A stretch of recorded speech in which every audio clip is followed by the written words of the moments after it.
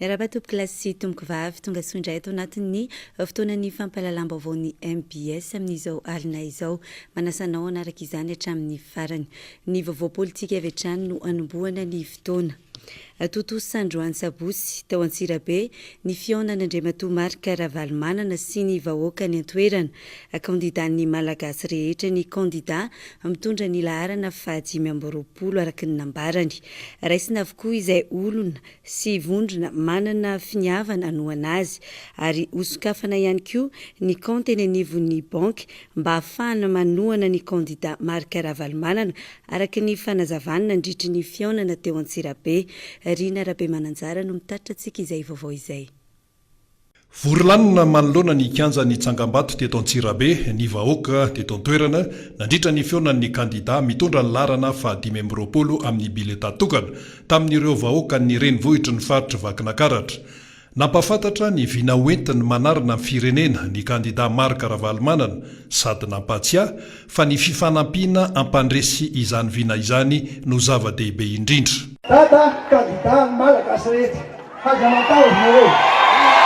Dia miteny ary izay fahitako azy aho sy namina vinako azy. Efa taonao eo zany velena dada tatia Madagasikara. Nandeha mitsidika dia mitsidika ny toerana sy fahatahireny. Dia mijery dia miaino dia rehefa avy eo variana amin'ny fahasairana n'olona. Tena mitovy daholo. Vonjeo zay dada kanto tonga le ventsangy dia gaga mihitsy aho. Dia zao azy voaleo le olona niteny hoe mbola sahiry ny rotsaka vidiny efa kandida ofisialy dady zao io ny numéro 25 numéro. Noho izany sérieux zay nitesaka amin'ny 7 novembre premier tour fa tsisy eky. Mahatoky anareo ny ary vahoaka ny Vakinakaratra. Mahatoky aho zay toerana rehetra naleha Natany Tomasy tamin'ilay fotoana nanatsahana an'ilay candidature dia nandeha tany Tananarivo tao Mahamasina dia rehefa avy eo nakany Mahajanga dia teka tao Fotsy dia tany Ondapa. Tena félicitation karakara tena hita miasa miaraka ianareo fa tsy vita teo manao zay mampandamina ny dada izy ary manao zany manao zay mampandamina ny dada mitandro mampandesa ny dada ary mampandesa ny dada mahazo volonté vote ny mpifidy rehetra mifidy any dada ka na izy mifidy any dada dia resitsika namana daholo ary zao zany ka aza tapitapena anareo ny hafa aza takotakony anareo ny hafa fa alao izy hijery alao izy hiditra alao izy andray anjara zao eto Antsirabe anaovako fanambarana voalohany zao izy tsika zany tsy maintsy miasa miaraka ary be da be ny olona ianareo ahoana dada manampianainao dia andrasano maly azy ao avy amin'ny Morondava nisy Australiana zay izy mivady tio izy tany Mahajanga reo le vahiny reo amenaino fananana an'le tahiry ampandresena ny dada isika. Zay zany no alefa zay zany vaovao lehibe hoe anarana tahiry fampandresena ny dada. Dia amin'ny tahiry io na 500 alohanao na 1000 na 10 000 na metra zany ary misy compte bancaire alefa tsy hiditra amin'ny détail any le olona tena tiandray anjara ampandaniana dada zay nampandaniana indra iny tsy azo sakanana izy tsy maintsy manara-dalàna koa nefa fa misy toerana re mpisanto ohatra nanaovany any monseigneur son éminence zao nataontsika vetrikara eloy anokatra compte any amin'ny banque dada io compte io amin'ny comité de soutien Marc Ravalomanana. Dia io mandeha odolo Facebook dia miantso misy telefôny ka raha nandotsaka anao dia tsofa misy olona responsable fa tsy maintsy voavaly ny dada daholo 25 km Madagasikara. Tsy maintsy ataony dada zinana mivoaka malagasy sakafo. Dia raha misy manontany any hoe ahoana na mpihinana sakafo any dada any hoe dadanay zany aza atozana koa fa haiko zany hoe ahoana natao ampihinanana sakafon'olona. Ahoana reo tsopinenana avy any Syrie, avy any Liban, avy any Irak, avy any Afghanistan mahazo vola $2 isan'olona par jour. Ahoana Madagasikara tsy mamazo, ahoana Ethiopie mahazo fa retsy ny tamatama amin'ny Lagos. Dia zay zany vity zay minakana daony olona eo amin'izay latera izy amoronana asa betsaka misy atao Antsirabe. Raha misy milaza any na omoronasa raha misy miteny any amorona oronasa jereo Vao volana fotsiny any hoe besina katobela fafangandasady entina nafangavany aminay ty teny aminareo hoe tsika tsy lasa rery fa misy manampy atsika any any firenena zay matikatsika sy n'olona zay manantsika confiance ninonareo any voakanatsika desivavina karakara Madagasikara tsy an'olo voana mihitsy aho aty sanatry vava iteniteny foana eto anao zavatra tsy vita za manao ny goudron vita endako mbola hitety faritra maro ny kandida Marc Ravalomanana ampafantatra amin'ireo vahoaka malagasy ny filatsahany hofidinina ho filohan'ny repoblika saingy nanana ny lanja manokana ny fionana teto Antsirabe noho ny zava-bita maro teto amin'ity tanàna ity sy ny faritra manodidina nandritra ny fotoana nitondran'Andriamatoa Marc Ravalomanana ny firenena. Fambola ijany amin'izay vaovao avy any Antsirabe izay hatrany isika anisan'ireo tanàna ny aina ny fampandrosoana ny tanàna Antsirabe nandritry ny fotoana nitondran'Andriamatoa Marc Ravalomanana ny tany sy ny firenena. Maro amin'ireo foto-drafitrasa vita tany an-toerana mbola tadidin'ireo mponina amin'ny renivohitra Vakinankaratra sy ireo tompona andraikitra tany an-toerana tamin'izany fotoana izany. Fanadidina avy hatrany. Ny fanamboaran-dalana sy ny fanamboarana toy ny tranopokon'olona sy ny tsena ary ny fanajariana ireo toerana be mpitsidika ao Antsirabe no tena tadidin'ny olona tamin'ireo asa vitan'ny filoha Marc Ravalomanana nandritra ny fotoana nitondran'ny ny firenena. Mbola misitraka izany asa izany ihany koa ireo mponina any an-toerana amin'izao fotoana. Tamin'ny andron'ny fitondran'ny président Ravalomanana dia tena tsara be ny tanàna teto amin'ny tanàna Antsirabe. Talohan'ny idirany teto aloha izany dia niarahantsika ny lalana fa tena potika ny tanàna. Ratsy ny lalana tsy dia nisy foto-drafitrasa firy fa ankehitriny izany no nipetraka teo amin'ny fitondrana izy tamin'ny andron'ny tondrana entre ny 2003 nanomboka 2003 teo izany ka hatramin'ny 2009 niova be ny tanàna. Raha tsy teny fotsiny izao be rahantsika mahity ty tanàna ety amin'ny avenue rehetra ty hatrany amin'ny terme dia tsy azona le mihitsy ty lalana ity fa tena ratsy be dia nataony lara-pamena izany ty lalana rahantsika mahity ity dia ohatr'izay koa izany vao miditra ny tanàna ny Vatofotsy iny tsika ny lalana ny tarina iny président Ravalomanana koa nanao an'iny lalana iny dia iny amin'ny aksiny an-tsena kely rehetrarehetra tanàna an-tsena kely izy daholo nanao an'ireny tanàna ireny dia efa avy eo iny midina nandranomafana iny iarahantsika malala fa mikotana be ny lalana iny ary sady tsara tarehy président Ravalomanana koa tokony nanao ny lalana iny tsy teny koa fa tsy ny any amin'ny ranovisy iny lalana rehetra midina nandranovisy iny sy an-tsena kely dia président Ravalomanana ny manodidina an-tsena na Sabotsy président Ravalomanana daholo nanao azy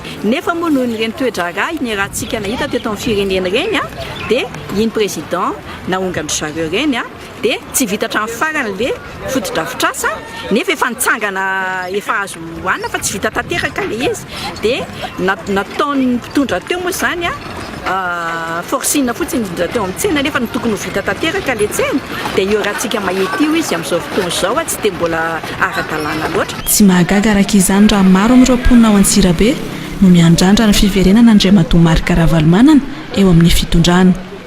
Ny ampahany amin'ireo foto-drafitrasana sy mpanamboarana tamin'ny fotoana nitondran'ny firenena mantsy no efa simba indray amin'izao fotoana ka mila fanarenana indray. Fa anisan'ireo foto-drafitrasa nitondra fiovana tao amin'ny tanàna Antsirabe ny lapan'ny kolontsaina na ny tranopokon'olona teo aloha tamin'ny taona 2004 no nanomboka ny fanavaozana ity lapan'ny kolontsaina ity ary nahafahan'ireo tanora tao Antsirabe naneho ny talentany tamin'ny fomba maro samihafa. Mbola tadidin'ireo mponina ny toerana hatramin'izao ity foto-drafitrasa ity. Fanampanazavana. Ty lapan-kolontsaina ity izany dia navaozina tanteraka tamin'ny 2004-2005 teo sy mba tanteraka izy io ary ny Ravalomanana moa izany dia efa rahantsika malala fa tia fivoarana izy dia navaozina tanteraka izany io lapan-kolontsaina io mba ampivelarana bebe kokoa ny tanora sy mba hisehatra hiasan'ny mpanakanto eto amin'ny tanàna Antsirabe. Dia tsy teny fotsiny izany hoe ito lapan-kolontsaina ito fa mbola maro ny foto-drafitrasa isan-karazany dia toy ny tanàna ny Maimandry tanàna vaovao naorina izany izy io nanangonana ny olona sahirana tao an-tsenana Sabotsy ireo olona ireo zany tsy nanana trano ipetrahana sahirana mahantra mihitsy zany dia naorina ny tanàna teny Maimanitra zany dia nanaovana trano dia samy zareo samy sahirana zany nanorina le tanàna io nanao trano fanometanana dia nisy ONG zany niara-niasa tamin'izy ireo nanome sakafo nanome ny misahana ny fahasalamana sy ny lafiny rehetrarehetra dia nanome ny akora hoentina ambolena sy ny ompiana nanome zanak'akoho isan-karazany dia nisy ny ao amin'ny lafiny fahasalamana zany dia nisy sehatra ray koa zany tao ny karakarana ny fahasalamana resy zaza dia izay indrindra natonga anaiza sy ny olona tian'ny candidat fa 2020 hoe aleotsika hiara-iasa aminazy satria tamin'ny andro antsika na andeha teraka eny amin'ny maternitaire tsy mandona ariary fa ny kita ilaina rehetrarehetra dia hita ao daholo zany dia ny renim-pianakaviana koa zany faly tamin'ny andro nitondrany satria natao amin'ny sehatry ny fampianarana tsy nandoa izay renim-pianakaviana ny droit entina mianatra fa nomenatra amin'ny fitaovana ampiasaina hoentin'ny mpianatra mianatra ny droit zara raha mandoa zany ianao ny tablier mahazo ny mpampianatra mahazo fitaovana hoentina mampianatra ka izay sehatra izay zany natonga anay renim-pianakaviana hoe izy no mety hanafaka an'ity Madagasikara ity. Eo amin'ny vaovaon'ny fandriam-pahalemana kosa indray dia nanomboka ny alakamisy lasa teo ny hetsika mandio izay notariany teo anivon'ny zandarmaria pirenena. Tanjon'izao hetsika izao moa dia ny ho fampandriana ny fahalemana mialoha mandritra ary ao aoriana ny fifidianana. Tsaira ihany koa ny manamarika fa niady amin'ny famatsianombo ny tena lahara-pahameny izao hetsika izao. Noro fitiavana no mitatitra antsika ny vaovao. Efa nahitambokatra ny hetsika mandio notariany zandarmariam-pirenena nanomboka ny alakamisy teo. Hetsika mandio izay natao fampandriana ny fahalemana mialoha mandritra ary aoriany ny fifidianana. Marina moa fa ny ady amin'ny famotsianomby no laharam-pahamehana amin'izao hetsika izao no io resakio izay efa mahazo vahana eto Madagasikara. Ny faritra Ambohimeandroy no tena nahatratrarana halatrombe indrindra afakomaly. Dalo rendany misa efatra mantsy no tratra nangalatrobo misa 20 tao antoerana. Efa tavaverina amin'ny tompo moa ireo omby ireo ary efa nisy ny fanadihadiana natao tamin'ireto dalo efatra ireto. Misy tokoa zany ny atao hoe opération mandio na hoe hetsika fampandriam-pahalemana zany fao be. Izy io natao zany mialohan'ny hidiritsika amin'ilay hoe processus électoral mba ahafahan'ny olona manana atao hoe fitokisantena zany amin'ny ahafahana mananateraka ny adidiny noho ny hoe fampidinana ny tany sy fandriam-pahalemana. Faritra ny Ambohibe-Androy niara-niasa tamin'ny zandary ao amin'ny Anosy ao anatin'ny hetsika opération mandio ihany dia omby 20 zany tamin'ny fotoana mihitsy izay nandefasana andreo zandary manao opération no nisy halatrombo tany ary tafaverina somatsara afakomaly io omby io teo ampelantanany ny tompony. Tao anatin'izany moa nisy ohatrany mahazatra antsika hoe tsy nanaiky mora zany reo le dalo reo fa mifampitifotra amin'ny zandary. Nisy moa zany ny tsy afaka manao ny asa ratsy nitsony reo dalo nisy efatra ary nisy anankiray ihany koa ny voasambotra ary isan'ny lehiben'izy ireo ihany mitratra tamin'io. Tsy any amin'ny faritra atsimon'ny Madagasikara iny ihany no nahatratrarana trangana halatromby fa efa tonga hatrany amin'ny faritra andrefana toy ny any Tamatave. Omby misa 10 no trateaky ny zandarmariam-pirenena no vonoina dahalo antsokosoko omaly ihany. Nandritra ity hetsika ity zandary misa 5 no naratra nandritra ny fanenjehana dahalo. Nisy ny efa ataontsika hoe contrôle an'ireny abattoir reny amin'ny faritany ataontsika hoe ohatra Toamasina sy Antsiranana zany izay efa nahitantsika hoe nisy omby zany tamin'ny herinandro iny tamin'ny herinandro ity zany 10 tsy nahitana taratasy novonoina tamin'ireny tao anatin'izany ary efa nisy ny ankety amintsika miteny zao amin'izay tokony andraikitra amin'izany na ny tokony andraikitra amin'ny abattoir na ny vétérinaire na izany na tsy zany zandary 5 no efa naratra. Efa tsisy atahorany any an'izy ireo satria isorana zany ny tafika mianagazy ihany koa nanome ny hélicoptère nanao ny évacuation satria nisy ny fijerevana le toerana ataontsika hoe toerana famotsianomby tao amin'ny faritra ny Oltomatsiatra izy io ao amin'ny toerana atao hoe vatolava ao amin'ny distrika nisandra anisorana io zany 7 km andrefany Fianaratsoa. Ankoatra izay tsy hijanona treto ny hetsika mandio fa hitoy-hatrany ao anatin'ny iray volana. Marina moa fa tsy mandeha irery ny zandarmariam-pirenena amin'ny fanatonsana ny asa fa mbola eo ny tafika anabakabaka. Fa vosikajy anisan'ny firenena mahantra indrindra i Madagasikara eo amin'ny laharana fa 470 amin'ny firenena 400 no misy antsika raha nitatitra teo anivo ny Liberté 32 androany. Midika izany fa manana olana goavana eo amin'ny sehatry ny fampandrosoana ara-politika, ara-tsosialy ary indrindra ihany koa ara-toekarena isika malagasy. Fanadihadiany noro fitiavana moa eo amin'ny sary ny Prince. Laharana fa 4 avy any aoriana voasikajy ho isan'ny firenena mahantra i Madagasikara. Laharana fa 470 no misy antsika ao anatin'ny firenena 400 maneran-tany raha ny tatitry ny Liberté 32. Midika izany fa ny anemotra eo amin'ny lafiny rehetra i Madagasikara, toekarena, politika, sosialy. Ary izany indrindra no mitranga amin'izao fotoana izao. No ireo tsy fahombiazana maro isan-karazany eo amin'ny sehatra politika dia miakatra izany na amin'ny vidim-piainana ary indrindra fa ireo entana fampiasa andavanandro. Indrisy anefa fa tsy mba fisondrotana tahaka izany karamo arak'izany tsy mahaleo vidiny ny sarany. Fa zarana maro notrosa anatin'ny volana ny karama-raisina isaky ny fandraisan-karama montsana andavaky ny trosa raha malagasy. Ary moa tsy toy izany koa na eo amin'ny lafiny iraisam-pirenena fa dia Madagasikara malala mihitsy ny boka ny trosa. Manoloa ny olana io tsy misy afa-tsy ny firosoana amin'ny fifidianana ara-pomba demokratika ihany no ahafana mampandroso any Madagasikara. Firosoana amin'ny fifidianana ahazony olom-pirenena maneho ny safidiny amin'izay filoha tiany hitondra ny firenena. Na dia misy aza ny vahaolana toy izao, tsikaritra fa mbola ambany ny tapa-avitrian'ny mpividy. Raha manodidina ny 20 tapitrisa mantsy ny malagasy feno 20 taona eto amintsika. Ny antsasak'io ihany no nandray anjara tamin'ny fifidianana. Ny vanim-potoana izay misy atsika amin'izao fotoana amin'izao manko dia vanim-potoana fifidianana ka heverinay fa anisan'ny andraikitry ny fianam-pirenena toanay ny manome toro sy vaovao samihafa mahakasika ny fifidianana ary fitaovana samihafa ahafahan'ny olom-pirenena rahateo mivonona amin'ny safidy izay ho tanterahany mandritra ny fifidianana. Noho izany no lohahevitra izay niraisina tamin'ity fifananana sokatin'ny demokrasia ity rahateo dia mahakasika an'izay fifidianana izay. Fa ankoatran'izay koa androany izay dia nanolotra tamin'ny fomba ofisialy ny tranokala mahakasika ny fandrefesana ny ezaky ny député, ezaky ny parlementaire izay tranokala amin'ny hoe www.refparlementaire.mg.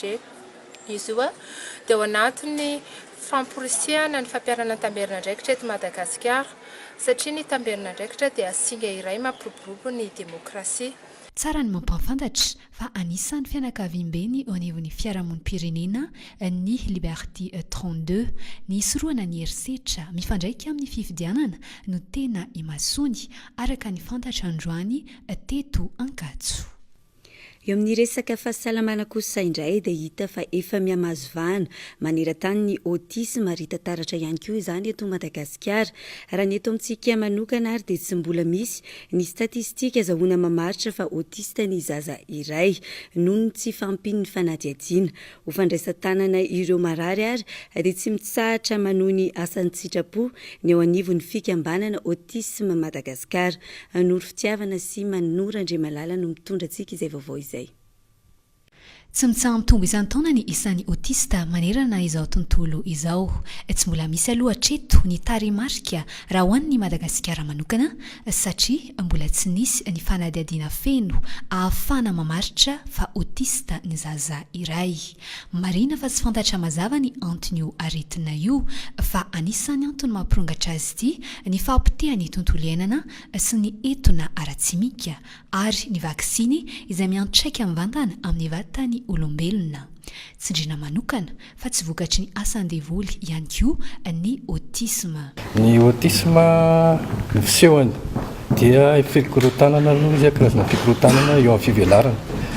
Izy io dia mampiavaka anazy izy a miseho amin'ny fikorotanana eo amin'ny fifandraisana mananolana la zaza eo amin'ny fifandraisana ohatra hoe tara eo amin'ny fitenenana tsy mahay miteny misy mahay miteny fa tsy mahavita manorina fehezanteny misy miteny fa zay tenenao na rahany dia mikorotana ohatr'izay ilay fifandraisana misy koa tsy manana fifandraisana afaka miresaka ohatrantsika izao hoe manontany ianao dia mamaly na manambara ny atao-poko na manambara ny zava-misy dia karazana fikorotana ohatr'izay izy eo amin'ny fifandraisana miseho koa izy a amin'ny fihetsika ndraindray ilay zaza manao fihetsika mipelipelika eo lazaina fa hoe maninona izy mikapokapoka tena na mandona amin'ny tenany amin'ny rindrina na manao manaikitra tanana ohatr'izany vokatsy ilay fikorotanana eo amin'ny teo-batana indray izay dia eo amin'ny fifandraisana manodidina na ilay interaction sociale ndraindray ilay zaza tia mitokatokana na lalao rery na tsy hainy minteragir na mifandray aminao na tony tsitany ianao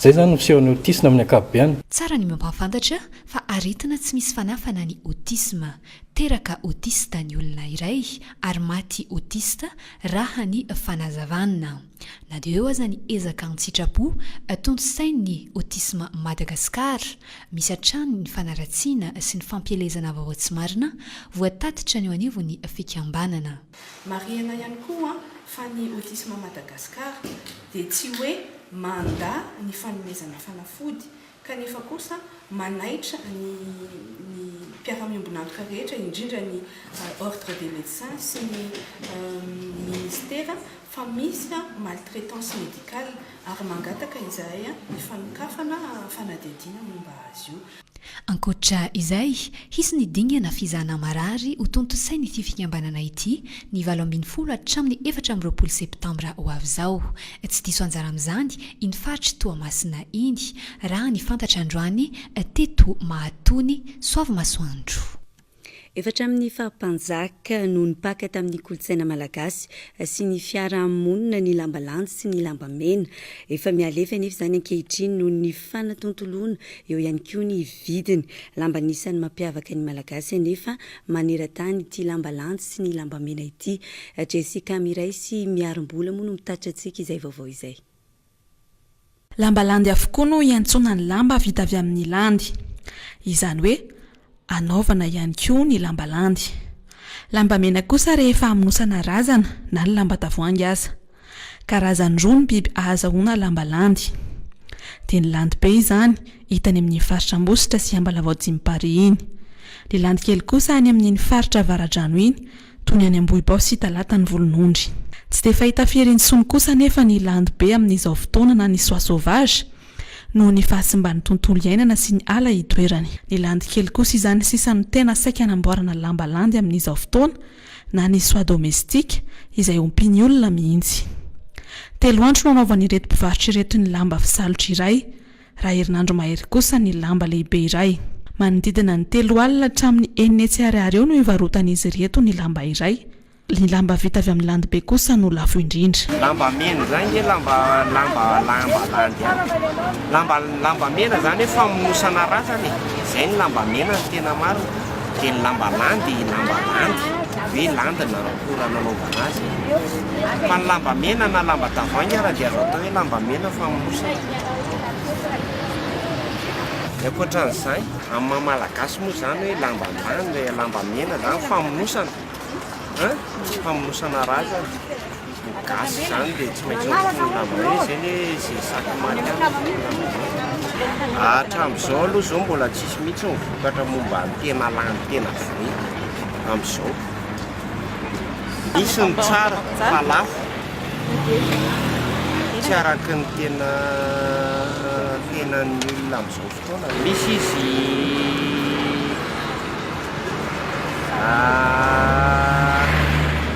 100 000 ka hatrany amin'ny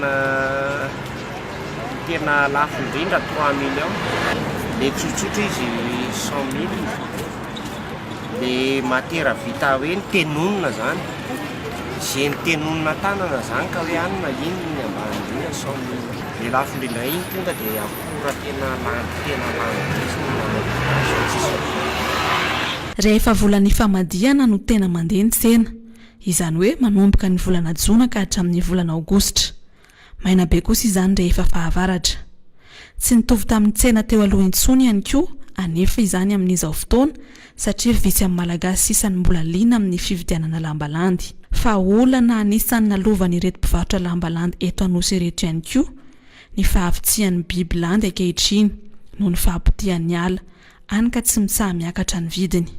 Raha taloha ihany koa izy ireo no mandefa entana any ivelany dia tsy misy intsony izany amin'izao fotoana noho ny tsy fampiny akora fototra izay.